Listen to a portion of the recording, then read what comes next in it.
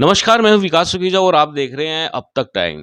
दोस्तों आपको बता दें करनाल जिले के एक गांव का पोस्को का मामला सामने आया है और इस मामले के अंदर जिन लोगों को आरोपी बनाया गया था उनको अदालत ने बरी कर दिया है। दोस्तों इस पूरे मामले के अंदर बहुत सी बातें ऐसी निकल कर आ रही हैं जिसको सुनेंगे तो आप हैरान हो जाएंगे।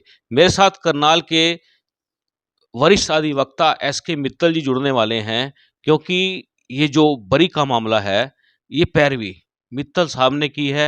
एडवोकेट हैं, उनसे जानते हैं क्या कहना चाहेंगे मित्तल साहब, ये पूरा मामला क्या है? जी, ये वर्तमान केस 10/2/19 को दर्ज करवाया था एक लड़की ने दोषी के खिलाफ कि भी उसके खिलाफ एलिगेशन थे उसके साथ दुष्कर्म किया गया और उसकी दरखास्त के आधार पर एफआईआर दर्ज होके दोषी को गिरफ्तार किया गया था मार्च 19 में।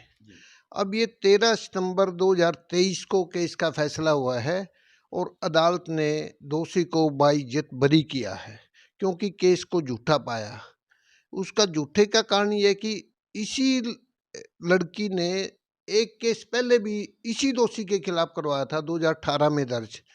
उस 2018 के केस में भी बरी होगा था वो तभी क्योंकि विक्टिम और उसके फादर ने केस को सपोर्ट नहीं किया था, अदालत में आके बयान दे दिए थे। तो उसके आधार पे ऑनरेबल अदालत ने नवंबर 2018 में ही उस केस में उसको बरी कर दिया था। उसके 4 महीने के बाद ये दोबारा केस दर्ज करवा दिया। तो अब इसमें 4 साल 4.5 साल की लीगल बैटल के बाद कोर्ट ने सारी एविडेंस देख के जो फाइल पे आई है दोनों तरफ से, उसको देखते हुए देखा कि भी अदालत ने एक्यूज को बरी करने का केस है ये, और इसलिए ऑनरेबल अदालत miss Renu Rana learned additional session जज अंडर पोक्सो एक्ट करनाल ने दोषी सोनू को बाइज्जत बरी किया है। तो ये किस तरह से पूरा मामला जो जैसे है कि पोस्को जैसे आता नाम आता है तो लोग एक बार बुरी तरह सिल जाते हैं क्योंकि इस मामले में किसी भी तरह का कोई रिलीफ नहीं है। तो आपने 4.5 साल तक पूरी पैरवी की है, इसमें अड़चन्स क्या क्या आई, कैसे आपने इसको पूरा केस को डील किया? इसमें एलिगेशन ही यही थे उस लड़की के कि मेरे साथ दुष्कर्म किया गया। शुरू में कहानी ये बनाई थी कि दोषी एक औरत मीना के साथ उसके घर पे आया जब उसके माता पिता घर पे नहीं थे, मजदूरी करने गए हुए थे। तो मीना और ये दोषी दोनों उसको कमरे के अंदर ले गए। मीना तुरंत बाहर आ गई और दोषी ने दुष्कर्म किया। तो उसी दौरान लड़की के माता पिता मजदूरी करके 1:30-2 बजे दिन में घर आ गए। तो मीना ने कहा कि तुम्हारे घर में कोई चोर घुस गया है। तो उस दौरान वो लड़का ये तो था ही नहीं जिसके खिलाफ केस बना, कोई आदमी था वो निकल के बाहर चला गया। फिर विक्टिम के पिता 3 आदमियों को बुला के लाए गांव के। तो उसके बाद जब ये चालान आ गया तो केस में डिफेंस की तरफ से उन 3 में से 2 आदमी आए कि भी एक चोर बताया था इसने हमारे घर में घुस गया, हमने ढूंढा उसको लेकिन वो कहीं नहीं मिला था। उधर मीना जो कहते हैं कि भी उसके साथ आई थी दोषी के, तो मीना ने एफिडेविट दिया कि भी कोई चोर घुसा था, मैंने इनको बता भी दिया था माँ बाप को, और वो चोर मिला नहीं फिर बाद में। तो इसलिए इसके खिलाफ तो कोई केस ही नहीं था जिसको इस केस में झूठा फंसा दिया। इसमें लगता है आपको भी कई तरह की ब्लैकमेलिंग हो जाती है, लोगों को से थ्रेट कर लेते हैं, पैसे पूसे की डील हो जाती है, क्योंकि ऐसे मामले भी सामने आते हैं। ब्लैकमेलिंग तो इस तरह के केसों में बहुत ज़्यादा होने लगी। अब इसी केस में ले लें, इस लड़की ने 2018 में इसी दोषी के खिलाफ केस दर्ज करवा दिया। एक 2022 में भी दर्ज करवा रखा किसी और के खिलाफ, उसमें भी इसने बयान दे दिया उसके हक में ही, इसके पिताजी ने भी बयान दे दिया। तो उस केस में वो काफ़ी दिन तक अंदर रहा जिसके खिलाफ केस था।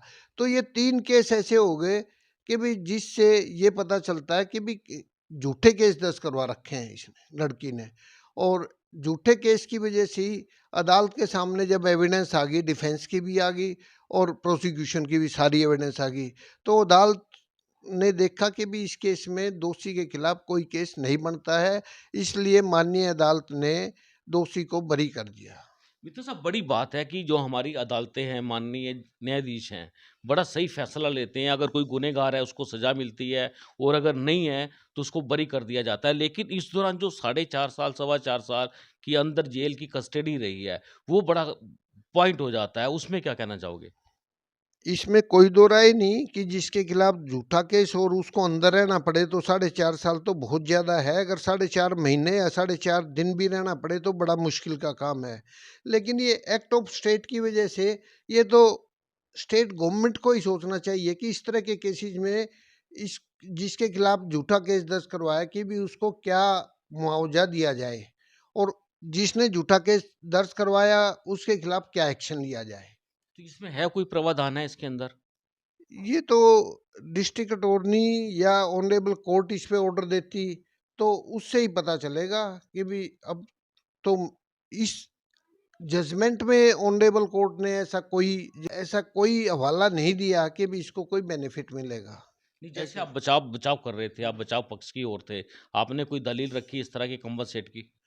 कंपनसेट की तो दलील तब रखी जाती है जब बरी हो ले। जब तक बरी नहीं होता तो तब तक यही नहीं पता होता ना अदालत का फैसला किस तरफ आएगा। तो फैसला एक्यूटल का होने से पहले इस तरह की दलील रखी नहीं जा सकती। नहीं, वो पहले फैसला तो आ चुका है, उसके बाद की बात कर रहा हूँ। उसके बाद इस अदालत में जिसने फैसला दिया है कुछ नहीं बचता, क्योंकि वो केस फाइल एक तरफ फरी होगी। अदालत ने जब किसी केस का फैसला कर दिया तो उस फाइल से उस अदालत का कोई संबंध नहीं रहता, और ना ही अदालत उस केस फाइल को दोबारा टेकअप करती है जब तक किसी की कोई एप्लीकेशन ना हो। ऐसी कोई एप्लीकेशन अभी किसी की तरफ से आई नहीं है। तो इसलिए ऑनरेबल कोर्ट भी इस स्टेज पे कोई इस मामले में डायरेक्शन नहीं देगी। नहीं, जैसे झूठा फंसा दिया किसी को, झूठा फंसा दिया, हो सकता है उस समय कोई थ्रेटिंग करने की कोशिश करी हो, ब्लैकमेलिंग करने की कोशिश करी हो और वो आदमी जो जो जिस पे आरोप लगाए गए हैं वो पूरा नहीं कर पाया, जिस वजह से उसको अंदर जाना पड़ा। तो अब कंपनसेट के लिए कहीं एप्लीकेशंस लगेगी, कोई मांग हो सकती है, जो अब तो पीड़ित हो गया वो भी, सीधी-सीधी बात है। तो क्या कहना चाहोगे? मेरे पास अगर ये विक्टिम आएगा, जो एट प्रेजेंट तो विक्टिम यही होगा जो बरी हुआ 4.5 साल के बाद। जी। अगर वो आएगा तो इस सारे केस को एग्जामिन करके जो भी उसके फेवर में बन सकती होगी कानून के मुताबिक, तो वो एप्लीकेशन मूव जरूर की जाएगी। ये तो सब बड़े मामले होते हैं, जब इस तरह के मामले होते हैं, 164 के बयान होते हैं, तो उसको रिपीट चेक किया जाता है एफआईआर के बाद। जैसे तुरंत सारा कुछ, यानी कि पुलिस के लिए भी एक बड़ी कार्रवाई करनी होती है, उसके लिए भी बड़ी टेंशन होती है, तथ्यों को जुटाकर पेपर पे लाना और उसके बाद चालान पेश करना। क्या लगता है आपको, जो इस तरह के लोग हैं, झूठी एफआईआर कराते हैं, झूठा फँसाते हैं लोगों को, तो उनसे कैसे बचा जा सकता है? ये तो पुलिस की इन्वेस्टिगेशन की बात है कि भी वो माइन्यूटली इन्वेस्टिगेट करे केस को, और जब तक कंप्लीट एविडेंस ना आए कि भी ये केस फिट है फॉर कन्विक्शन, तब तक उसको अदालत में ही ना दे। उसको माइन्यूटली चेक करके डबल चेकिंग करवा के फिर अदालत में सबमिट करना चाहिए। लेकिन ऐसे मामलों में लगातार क्या होता है कि आरोपी को साथ के साथ ही गिरफ्तार कर लिया जाता है तकरीबन। अगर आप मैक्सिमम केसेस देखेंगे तो लोगों को जल्दी गिरफ्तार कर लिया जाता है और पेश कर दिया जाता है और उसके बाद प्रक्रिया चलती है। तो क्या कहना चाहोगे, इसमें क्या होना चाहिए? अपने कानून के मुताबिक ये है, जिसमें कोग्निजेबल ऑफेंस किसी ने किया हो तो police can arrest without warrant, और उसी के मुताबिक इस केस में दोषी को गिरफ्तार किया था, क्योंकि कोग्निजेबल ऑफेंस के एलिगेशंस थे कि दोषी ने कोग्निजेबल ऑफेंस कमिट किया है, तो उसमें दोषी की गिरफ्तारी जरूरी हो जाती है। लेकिन ये बाद में फैसला दोनों तरफ की एविडेंस देख के ही ऑनरेबल कोर्ट देती है कि भी ये प्रूव हुआ कि नहीं हुआ। वर्तमान केस में प्रोसिक्यूशन प्रूव नहीं कर पाई इस केस को कि इस दोषी ने जो चार्जेस थे कोई ऐसा ऑफेंस किया है, इसलिए ऑनरेबल कोर्ट ने दोषी को बरी कर दिया। इसमें बात करें कि वो एक जब एक आरोपी है, जो जिसको आप दोषी कह रहे हैं, कि वो उस पे आरोप तय ही नहीं हुए, बरी हो चुका है और जिसने कंप्लेंट की है, झूठी कंप्लेंट साबित हो चुकी है, तो उसके खिलाफ 182 बननी चाहिए थी, उसमें कोई एप्लीकेशन लगी है, क्या हुआ? आरोप तो तय हो गए थे, उन आरोपों को प्रूव करना था प्रोसिक्यूशन ने, जी। लेकिन वो प्रोसिक्यूशन उन आरोपों को प्रूव नहीं कर पाई एक्यूज के खिलाफ। हुँ, हुँ। तो प्रूव ना करने की वजह से दोषी की सजा नहीं हो सकती। इसलिए दोषी को बेनिफिट ऑफ डाउट का लाभ देते हुए उसको बरी कर दिया। और जहाँ तक 182 की बात है, वो ऑनरेबल कोर्ट ने ही देखना है। उस टाइम में देखना था जब फैसला दोनों तरफ की बहस सुन के कि भी 182 के लिए ये प्रॉपर केस है नहीं है, ये ऑनरेबल कोर्ट के लिए है। इसमें बात करें, अब आपको क्या लगता है, जैसे 3-3 मुकदमे झूठे दर्ज कराए थे, एक में तो चलो आप आ गए, बीच में आपने बरी करा दिया उसको, और जो केसेस हैं तो उसमें कैसे क्या रहने वाला है? क्योंकि ये डेंट मारेगा उस केस के ऊपर भी। इसमें कोई दो राय नहीं कि इसमें 3 के केसेस का रिकॉर्ड फाइल पे आया है। एक तो इसी दोषी के खिलाफ जो केस दर्ज करवाया था 42 एफआईआर 2018 की, और दूसरा है 93 एफआईआर नंबर 2022 की। तो उसमें भी इसी विक्टिम ने कोर्ट में बयान दे दिए कि भी ऐसा कुछ नहीं हुआ इंसिडेंट जो एफआईआर में दर्ज करवाया, जो 164 में दर्ज करवाया।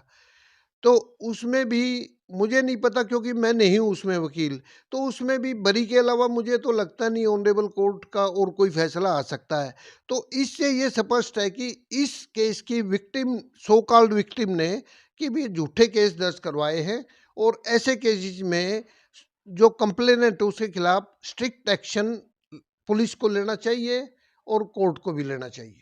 अगर बात करें इसमें जो पीड़िता है, जिसका केस अब डिसाइड हो चुका है, जिस पे आरोप लगाए थे वो दोष मुक्त हो चुका है, आगे जो पीड़िता है क्या वो अगली अदालत में अपील करेंगी? क्या रहने वाला है, उसका क्या प्रोसीजर रहता है? ये तो पीड़िता को उसके वकील जैसे एडवाइस करेंगे, सारा केस एग्जामिन करके पढ़ के सारी एविडेंस, तो वो जैसे एडवाइस करेंगे लीगल एडवाइस, तो उसके मुताबिक उसने या उसके परिवार ने फैसला लेना कि भी ये केस फिट है भी कि नहीं है ऑनरेबल हाई कोर्ट में जाने के लिए।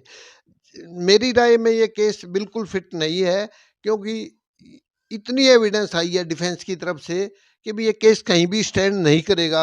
अगर अपील भी गई तो अपील भी डिसमिस ही होगी स्टेट की। तो अब आपसे बात करें, लोगों से क्या अपील करेंगे जो इस तरह के मामले झूठे दर्ज करा देते हैं, लोग फँस जाते हैं भी और सरकारें भी हैं बीच में, क्योंकि कानून जो बनते हैं राज्य सरकार की तरफ से, कानून में कई तरह के संशोधन भी हो सकते हैं, क्या कहना चाहोगे? संशोधन की तो जरूरत रहती है और टाइम टू टाइम संशोधन होते रहते हैं सभी एक्ट्स में।